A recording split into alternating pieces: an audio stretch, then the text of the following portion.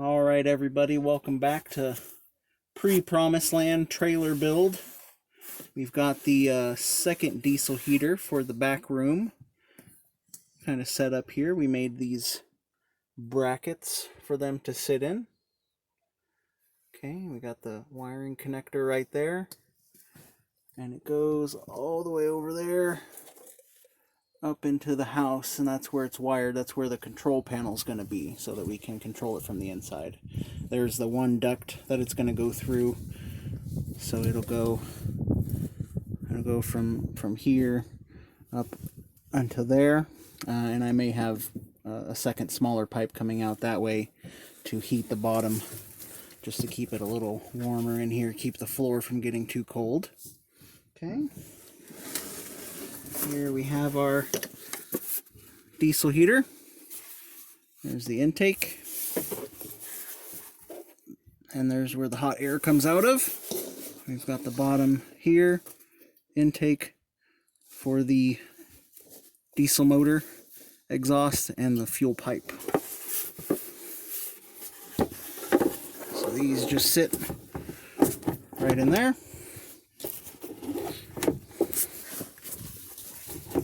Connects right here. All right. Hi. Okay, so we have our ground strap here, and that can just go straight to the frame.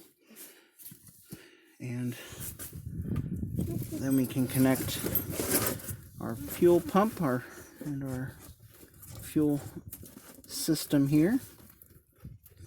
So I get everything untangled. So here's the fuel pump, and this I'm actually not going to mount these, so the pump and everything in the fuel system will not be mounted. That way when we are moving the trailer, we can disconnect this and put it in a separate kind of tote. So let's get these pool noodles out of the way, and these pool noodles are our water for the outside shower. We have them wrapped. So let's drop it down a bit. Anything you want to say, Seffi? Well, our mom is working on the guest house, and it looks a little better. And Kaylee and Justin are coming in 11 days, and I can't wait to get my present started. Yes. Alright, so we attach the fuel pipe. I need to loosen this up a bit.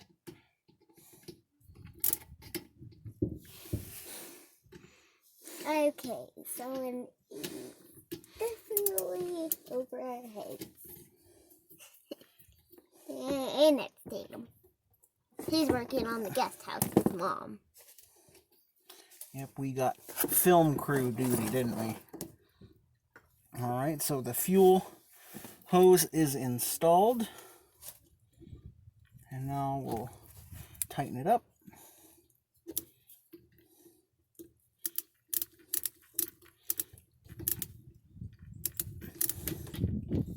We went with another 5 kilowatt diesel heater because honestly the first one we had was a 5 kilowatt, and it heated the house just fine.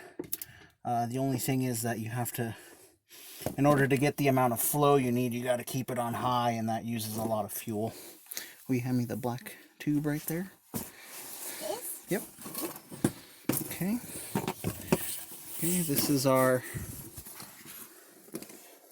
intake tube. Again, we'll be able to disconnect everything from the bottom here while we're moving. So we will install this. There's so many wires down here. Yep, that's how it gets powered. Okay. I pretty much learn as I go.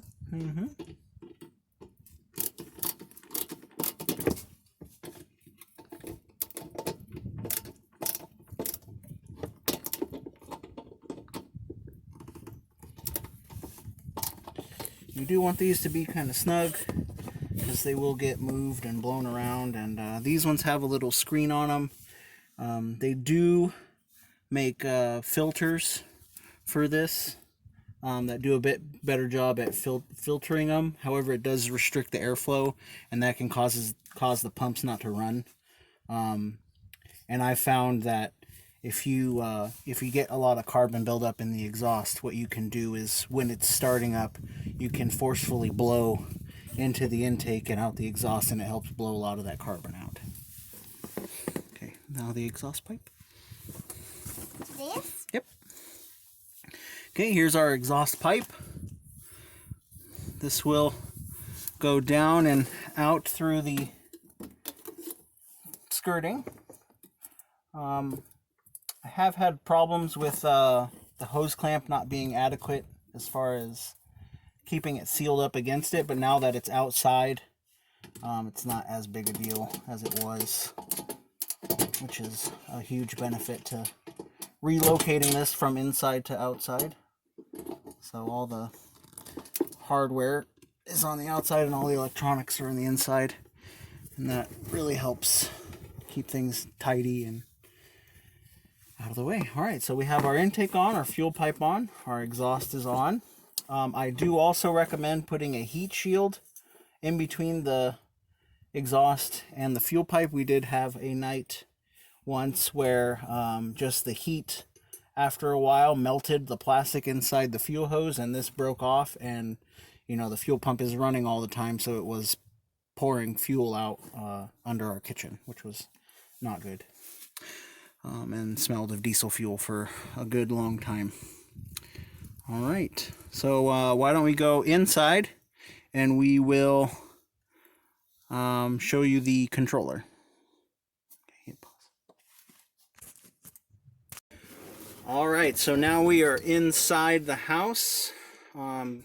Here is where the auxiliary shower is. This is our communication, kind of where you can get outside antenna, Ethernet, internet stuff, and this is just kind of an empty space that we found once you remove these panels.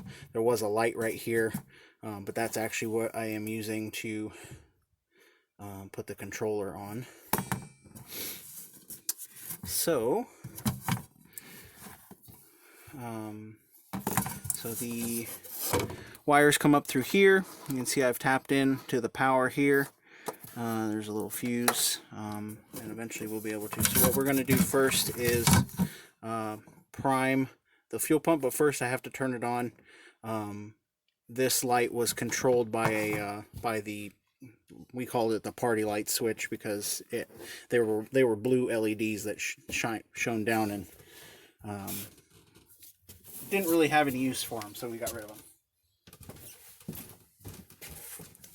My dad's gone. Hold the control panel right here. Can you do that? Yeah. All right, so I'm going to go flip the switch and we can see that screen turn on. Hi.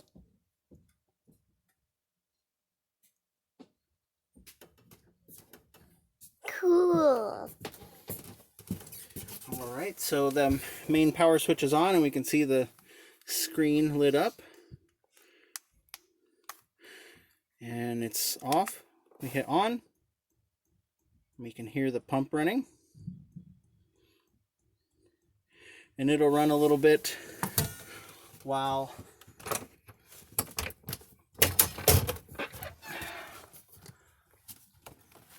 I'll walk outside here.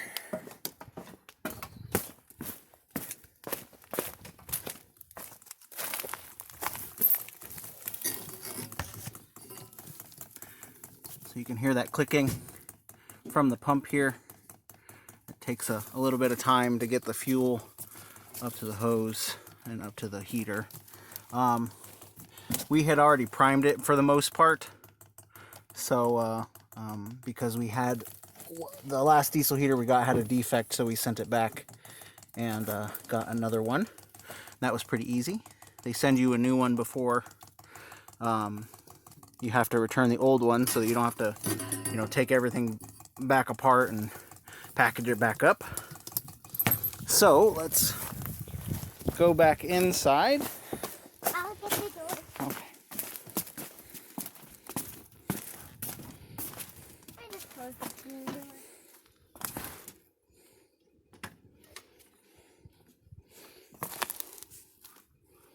Okay. Whoops. Ow. You got your finger? Okay. All right. So we go back to the screen, and you can just hit any button. It'll turn the pump off. And then you hit the power button, and it will turn itself back on. Turn it back on, and you'll see the fan here start to move around, and eventually it'll turn the pump on, and hopefully we'll hear it start up.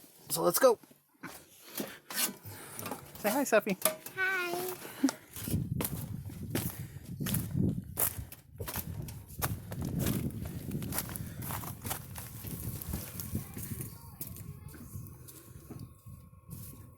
Welcome back. We're doing the ducting. Yeah, we have got the front diesel heater here, and what we ended up doing, the original ducting was that the ducting that they use for dryers, you know, that kind of mylar, stretchy, very, very delicate stuff. So we got some rigid ducting here, and it stretches. This is a it will stretch out to 8 feet.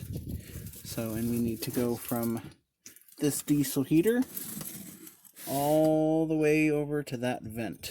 Okay, so we have the ducting banded at the heater outlet here, and then I put a T in the middle because I do want to put one of these in here to kind of heat the underbelly, to keep the floor warm, and kind of help with condensation and stuff like that. The thing with these though is that when you do band them up, you do have to be careful because they do crush quite a bit, so you want to, you know, make sure you don't get any tears or anything. You could wrap them with a good foil tape, and that would be just fine. So we've got this main section here. All we need to do is connect it with a reducer, and the reducers that were on there were this style, and they're very, you know, they fall apart, and you can kind of see this one split. So we got a different one, a little bit better. This one was from Home Depot. It's a little bit thicker, bigger obviously, and a lot more rigid. So this is a 3 to a 4 inch, so it will fit on there like that. And you take our hose like this, and you go to there. And also, there's another one of them. Yeah, that's for the rear one. Okay, so we get our screwdriver right here.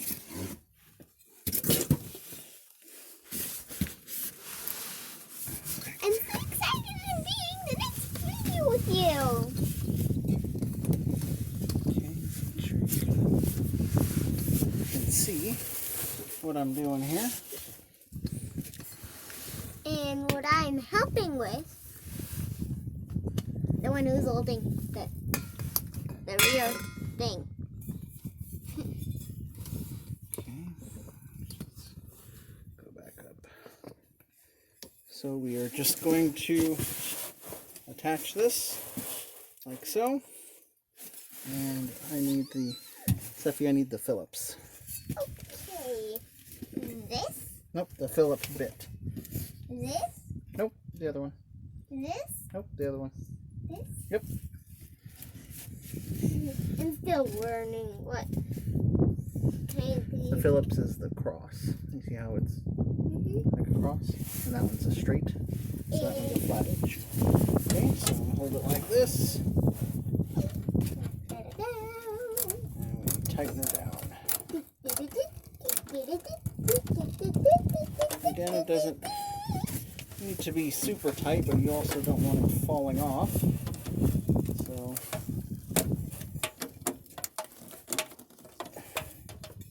that's good.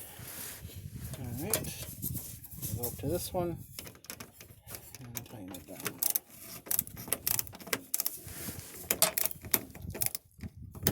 That one's not going very well. Let me have that flat head back, Seffi. This? Yep.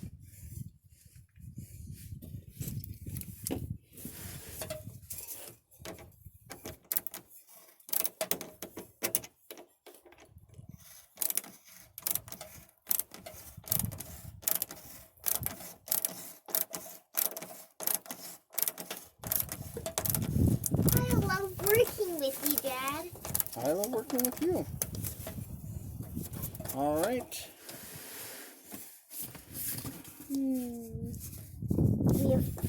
We've done 4 minutes.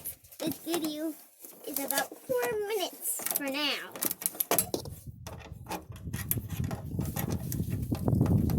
$5 minutes. All right, so that's nice and sturdy. What? Drop this down. What's next that you need?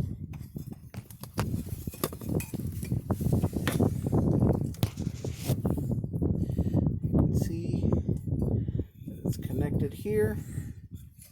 It goes all the way back to there. And that'll get us our ducting into the house. All right, Seffi, we're all done here. You want to sign out?